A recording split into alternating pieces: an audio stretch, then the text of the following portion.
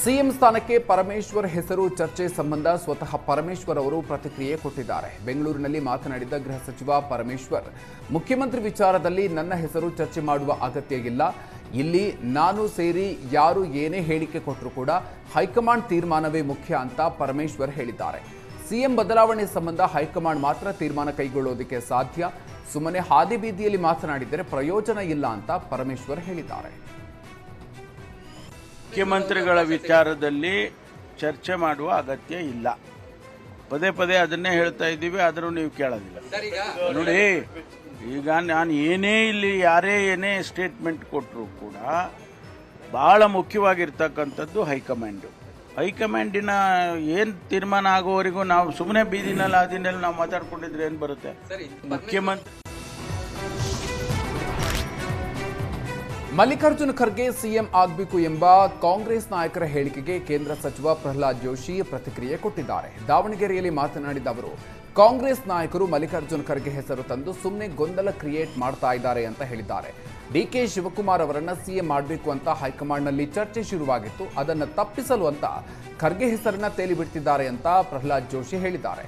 ಅಧಿಕಾರ ಹಂಚಿಕೆ ಹಗ್ಗ ಜಗ್ಗಾಟದಿಂದ ರಾಜ್ಯದಲ್ಲಿ ಭ್ರಷ್ಟಾಚಾರ ತಾಂಡವವಾಡ್ತಾ ಇದೆ. ಸರ್ಕಾರಿ ನೌಕರರಿಗೆ ವೇತನ ನೀಡೋದಕ್ಕೂ ಹಣ ಇಲ್ಲ ಅಂತ ಪ್ರಹ್ಲಾದ್ ಜೋಶಿ ಆಕ್ರೋಶವನ್ನು ಹೊರಹಾಕಿದ್ದಾರೆ. ಕಾಂಗ್ರೆಸ್ನಲ್ಲಿ ಗೊಂದಲ ಇದೆ. ಅದು ಖರ್ಗೆ ಅವರು ಹೆಸರು ಯಾಕೆ ತರ್ತಾರೆ ಅಂತಂದ್ರೆ, ಖರ್ಗೆ ಅವ್ರನ್ನ ತಂದು ಗೊಂದಲ ಕ್ರಿಯೇಟ್ ಮಾಡ್ತಾ ಇದ್ದಾರೆ.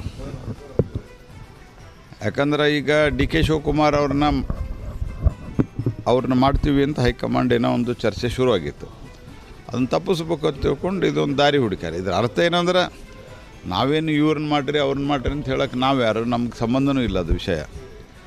ಆದರೆ ಇದು ಖರ್ಗೆ ಅವ್ರ ಹೆಸರು ತಂದಿರೋದಿರ್ಬೋದು, ಡಾಕ್ಟರ್ ಪರಮೇಶ್ವರ್ ಅವ್ರ ಹೆಸರು ತಂದಿರೋದಿರ್ಬೋದು, ಇದೆಲ್ಲವೂ ಸಹಿತ ಇವತ್ತೇನೋ ಡಿ ಕೆ ಶಿವಕುಮಾರ್ ಹೇಳ್ತಾ ಇರೋದು 50-50 ಒಪ್ಪಂದಾಗಿತ್ತು ಅಂತ.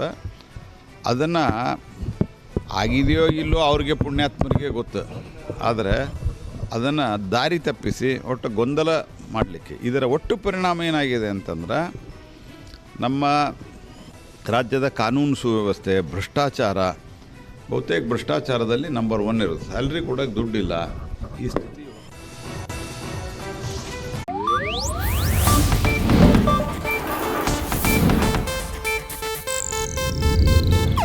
ಇದು ಏಷ್ಯಾನೆಟ್ ನ್ಯೂಸ್ ನೆಟ್ವರ್ಕ್ ಪ್ರಸ್ತುತಿ.